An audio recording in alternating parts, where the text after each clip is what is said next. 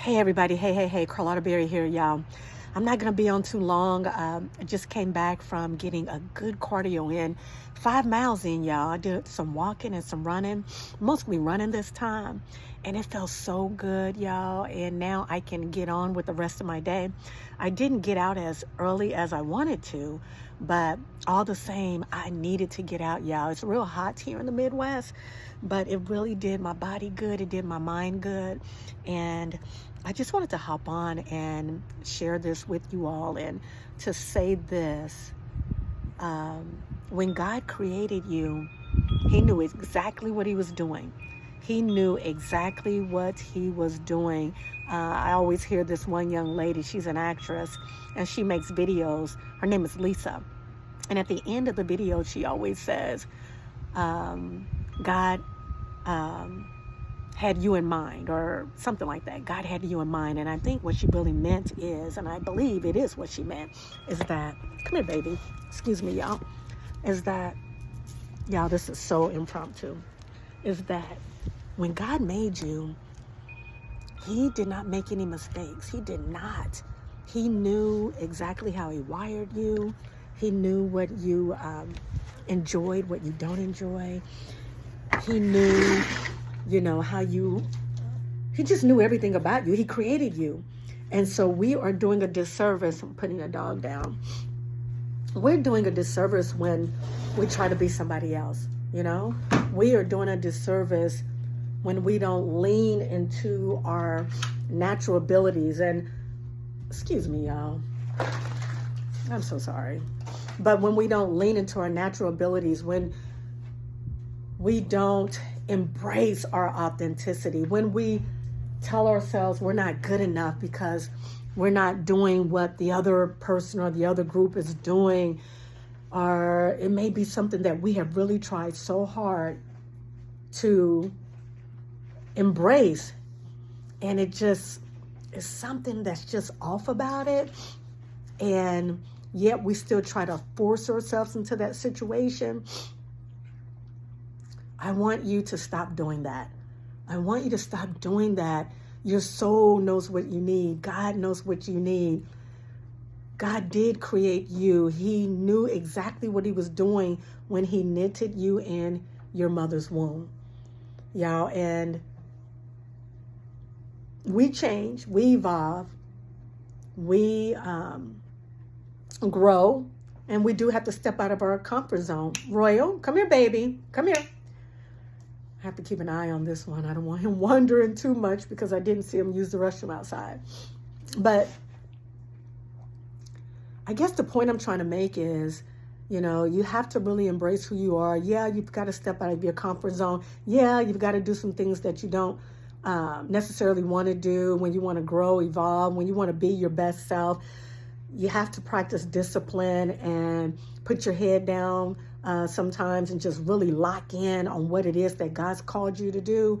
And sometimes that means doing it alone. I think a lot of times when you're doing things alone, you're probably more on track than if you were doing it all the time with a lot of group of people, because when you're doing it with a whole lot of other people, you have all these different personalities. And with all those different personalities, you have to almost like become a chameleon. You have to adapt and change to everybody so that you're not offending anyone, and so that you can be liked, and then also so that you're not stepping on any toes. And so you just kind of like, gel and accept, or I shouldn't say accept, but I can't explain it. I think I'm messing up here, but I think the point I'm trying to make is just embrace your authenticity and know that it's okay if you're different. Yeah, I'm so different. And as I get older, I'm realizing it even more. And there's nothing wrong with that. Sometimes it's a little uncomfortable because I can find myself, because I did it for so long, doing all the other stuff that everybody else did or what they wanted me to do. And I don't want to do it anymore. I don't want to do it anymore. And I was listening to this video the other day on YouTube, And the guy was talking about how you can be at home bored out of your mind. You can even be lonely. But yet you refuse to be in a group of nonsense or foolishness or fakery. You know, I cannot stand fakery. And guess what I'm finding out? There's more fakery than there is realness, authenticity. And I begin to wonder, like, why is that? And sometimes I think it's because, like I said earlier, you're wanting to be liked, you're wanting to be accepted, you're wanting to be invited, you don't want to step on toes, you want to, you need the support,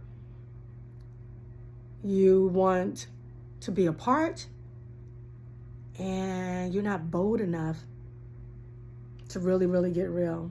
Did you hear me say that? Really, really get real. So, I don't know. Maybe it's just me. Maybe I'm just weird, strange. I don't know. Because it's so true. I can have these days where I really want to do some real things and not all the, yeah, it's hard. Maybe I'll come back when I can get my thoughts together. I think some of you all can understand.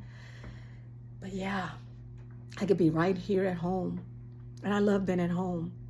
But I also love being around people who are real, and there's no hidden agendas, and you're not trying to connect because you're trying to network, and you've got this thing here and you want it to grow and you want it to do a thing, and you need other people, so you're going to go and do the things with them and do all this faking and smiling and grinning and laughing.